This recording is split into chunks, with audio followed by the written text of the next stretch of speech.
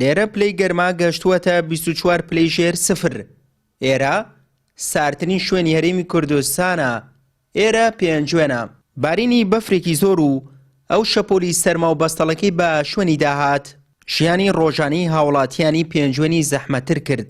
لێرە بەشێکی زۆر لە دووکان و بازاڕەکان داخران و شەقامەکانیش یەک پارچە بە سوێتی.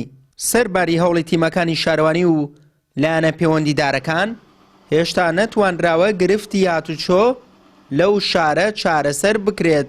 کە لە سێمانێ و هاتین جارە مەسادێکاتی ناو پێنجوێن ئێستا بکە مەزی نێودەوڵەتیە و ئەم هەموو سیارەی بەسەرەوەیە لە هەوڵاتی سەگەشەلەگەوە بۆیەدا 1 ساعتمان پێچووە. هاوڵاتیانی پێنجوێن گلەیان لە ئاسی خزمەتگوزاریەکان بە تایبەت لە سەروبەندی ئەم شەپۆلی سەرما و زوقماندا هەیە.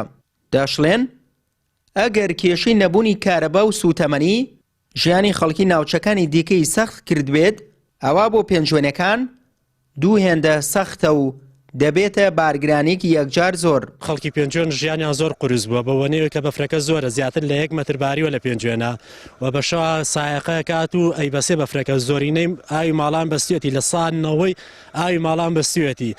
ئێمە ئەم وەکو ماڵی خۆمان ئاوەکەمان بەستوێتی هەتا ئێستا کە سەعات 3 هێشتا نەیکردوێتەوە. لەبەرەوە ژیان زۆر قورس بووە لە پێنجوێن. داوا لە لایەنی پەیوەندیدار دەکەین بێن بەدەم ئەم خەڵکی پێنجوێن و سوتەمەنیکەن کارەبا بە هیچ شێوێ هەوڵ بن لە پێنجوێنە نەبڕێت. بە پێی نوێترین ڕاگەیەندراوی کەشناسی هەرێم شاری پێنجوێن بە ساردترین شوێن دیاری کراوە و پلەی گەرما لەو شارە بۆ 24 پلەی ژێر سفردا بەزیوە.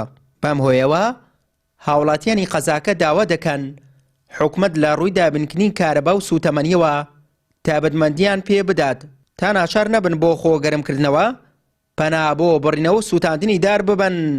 سوێی محەممەد، کاناڵی ئاسمانی پەیام، قەزای پێنجوێن.